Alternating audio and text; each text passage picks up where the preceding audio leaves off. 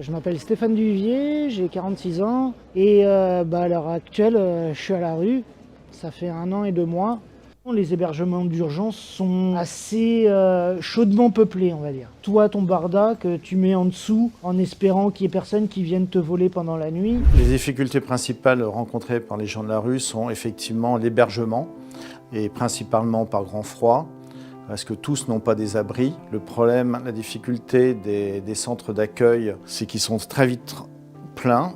Il y a des problèmes de sécurité et aussi des problèmes de vol de leurs affaires. Et donc les gens préfèrent rester dans la rue plutôt que d'avoir recours à ces centres d'hébergement. Moi, ma solution en ce moment, ce qui n'est pas une solution, mais je me suis trouvé un petit coin abrité de la pluie et plus ou moins protégé du vent. Je vais vous montrer où je dors alors maintenant, allons-y.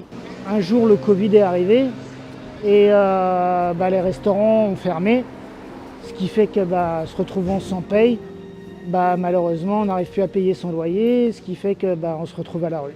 Je me suis tout fait voler, après mon anniversaire, je me suis retrouvé à me réveiller à 3h du matin, j'avais plus rien dans les poches du tout. Le gros souci des gens de la rue, c'est de pouvoir conserver leurs affaires. C'est pourquoi on les voit souvent se déplacer avec des sacs. Les vols de leurs affaires personnelles, que ce soit un portable ou une carte bleue, les écartent encore plus de la vie sociale, de leurs ressources, notamment du RSA, et de leurs liens avec leur famille quand ils en ont. L'autre souci du vol de portable, c'est effectivement de ne pas pouvoir joindre le 115 afin de pouvoir se loger ou obtenir des prestations sociales auprès du SAMU social. Bienvenue chez moi. Au moins c'est protégé de la pluie. Alors, comment je m'installe? Donc j'ouvre mon sac de couchage. Quand il fait si froid, tu sais pas vraiment dormir d'un sommeil reposant, on va dire. Parce que tu es réveillé toutes les quarts d'heure, les demi-heures. C'est vrai que j'ai 3 manteaux, donc une petite polaire, 2 cuirs par-dessus. Mais malgré tout, t'as froid quand même. Ah malgré tout, Non, ça caille bien. Ça te fait des engelures, ça te fait...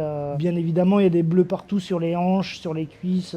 Je me voyais pas comme ça pendant plus d'1 an dormir dans la rue et expérimenter les parkings et aller de place en place comme ça. Alors qu'avant, j'avais un toit, j'avais un lecteur DVD, des canapés, des tables basses, des bols à bonbons. Je dois bien avouer qu'une petite sieste sur mon canapé devant la télé, là, elle me manque. Même à 46 ans, franchement, je suis loin d'être mort. Et ce qui m'arriverait de mieux, ce serait qu'on me propose un petit studio et de réussir à me refaire une garde-robe pour réussir à retourner travailler, quoi. Aujourd'hui, je suis désespéré parce que j'ai l'impression d'avoir été abandonné par tout le monde. J'ai plus de famille et puis je sais pas ce qui se passe. Je fais une grave dépression. Je suis en arrêt de travail par un comité départemental et pas par un médecin. Donc ça veut dire un expert. Et je sais pas, j'attends le 4 janvier et Maître Rossel m'apportera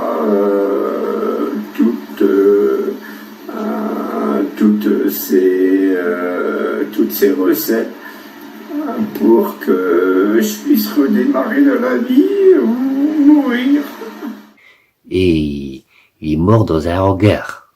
Voilà. Un hangar où on rangeait les cannes à pêche. Il est mort là.